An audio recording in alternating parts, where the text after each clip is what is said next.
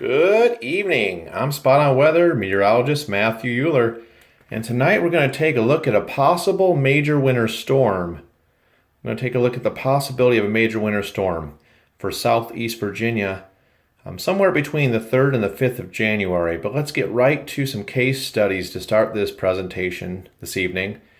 So I'm going to go back to two major snowstorms of the past for southeast Virginia. The 26 December 2010 major snowstorm. And I'm going to show you the surface analysis on the left, and then the 500 millibar flow. The 18,000 feet above the ground is 500 millibars. I'm going to show you what the pattern looked like for this particular snowstorm. So we'll start with the 26 December 2010 major snowstorm. I'm also going to show you last January, this past January snowstorm that hit earlier in 2017. So if you noticed the track of the low, I did a video about the snow factors for Hampton roads. I highly recommend, if you haven't had a chance to take a look at that, to go ahead and take a look at that within the video library. And I talk about some really significant factors for snowstorms in southeast Virginia. One of them is the track of the low pressure system, the coastal low itself. As I mentioned in that video, the track of the low it has to be not too far offshore to where all the moisture, the heaviest axis of moisture remains offshore, but it also cannot be too close to the coast, because then what a lot of times you have some marine layer air get thrown in around the counterclockwise circulation of the low, and that marine layer air will generally make a cold rain at the coast with heavier snow inland, away from the water's influence. In this case, December 26, 2010, we had a strong area of low pressure which was situated just to the southeast of the Outer Banks. All the green on this map indicates where it was actually snowing. A very heavy snow band had set up basically across North Carolina into southeast Virginia in this storm, but the track of the low generally remained offshore. This red line here indicates the warm front. Anything to the east-southeast in this area, this is known as the warm sector of a mid-latitude storm. In this case, the low remained offshore, and the warm sector never really punched in or moved into southeast Virginia, so the precip remained snow the entire time. And so on the 500 millibar 18,000 foot chart, you have a deep trough of low pressure, which we're experiencing right now across the eastern U.S., a deep trough of low pressure over the eastern U.S. as a whole, transporting much colder air into the base of this trough. In this case, this storm produced 12 to 15 inches of snow across Hampton Roads area. So it was one of the top 5 snowstorms, top 3 snowstorms across Hampton Roads ever since records began. Moving on to the earlier 2017 snowstorm back on 7 January, you'll notice these charts here show areas of low pressure in a similar position as the December 2010 storm, just to the southeast of Cape Hatteras. Again, this red line indicates your warm front, and this out basically east-southeast to the south of this front is where the warm air remains.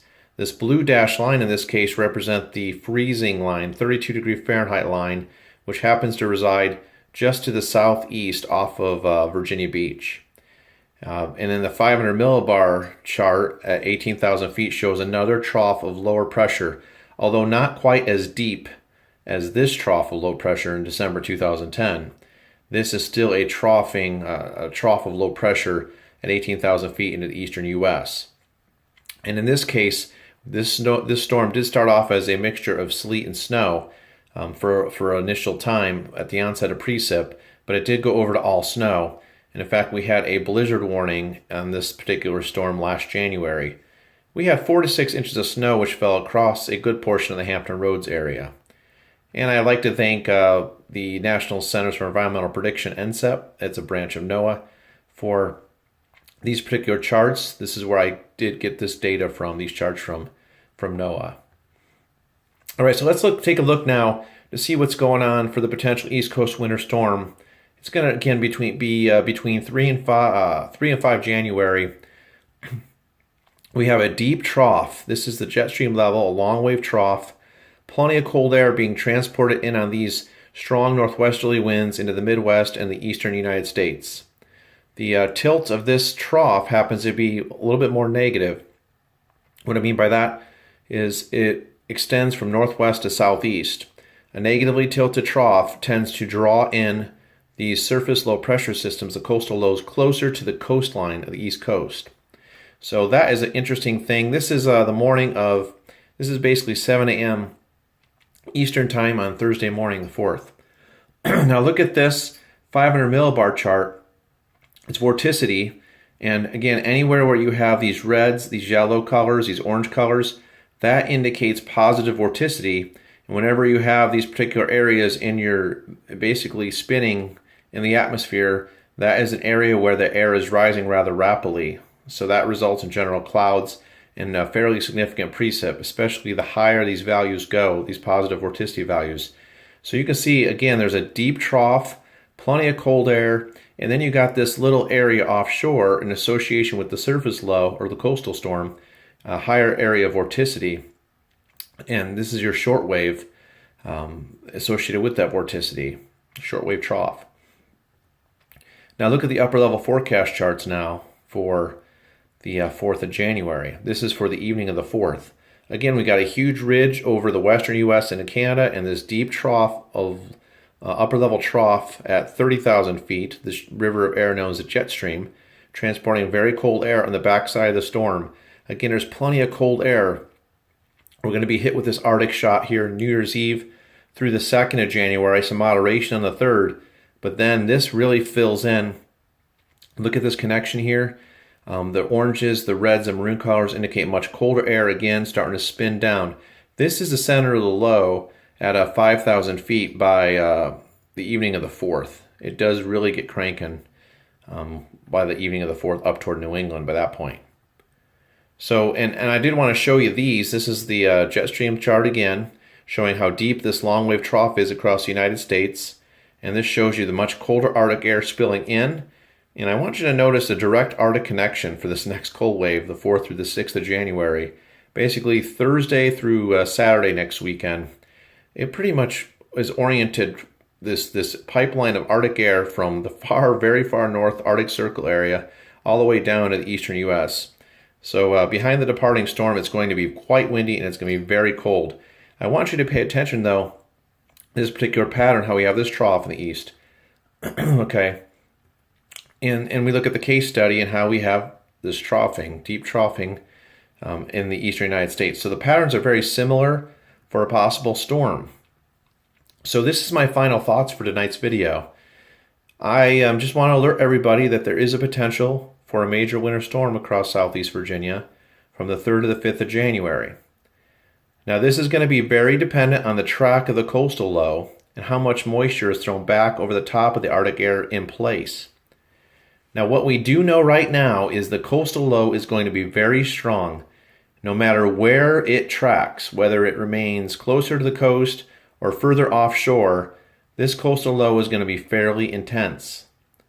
If the storm makes a closer track to the coast, now this is where the track is very critical for our weather in southeast Virginia. If the storm makes a closer track to the coast, then a significant snow accumulation is possible for southeast Virginia. Too early to tell how much we'd be talking about, but again, the closer the low tracks or the storm tracks to the coast, the greater the chance for higher snow accumulations. The air temperatures will be quite cold. We're looking at temperatures in the mid to upper 30s on the 3rd, Wednesday the 3rd, the day prior. And that evening, they're going to start falling off again into the upper 20s. And then much colder again on Thursday the 4th into the upper 20s for highs to near 30. Air temperatures are plenty cold enough. We have falling water temperatures, which are projecting to be into the upper 30s, about 38 degrees by Thursday the 4th of January, which should yield more frozen precip for Hampton Roads of ice liquid.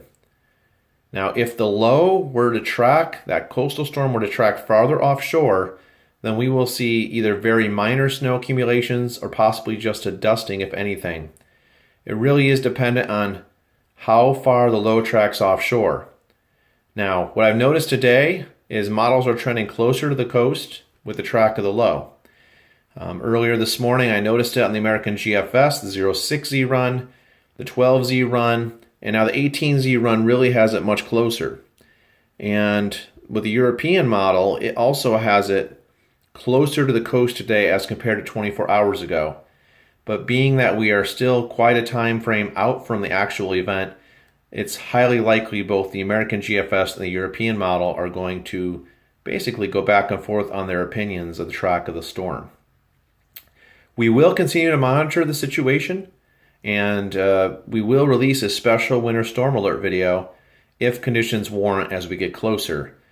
Just want to again put out there that there is a potential for a major winter storm, basically from the mid-Atlantic region, including southeast Virginia, all the way up the coast into New England. Stay tuned to Spot On Weather for all the latest updates. We really think there is a possibility for this to happen based on the upper level wind patterns we just took a look at with this deep trough in the eastern U.S. A very strong surge of cold Arctic air coming down on the backside of the storm, as I mentioned previously. The tilt of this trough, as I mentioned, more of a negative tilt, oriented more northwest to southeast, which would draw this coastal low and closer to the coast. So it's something to definitely keep an eye on in the coming days. In the meantime, again, very cold.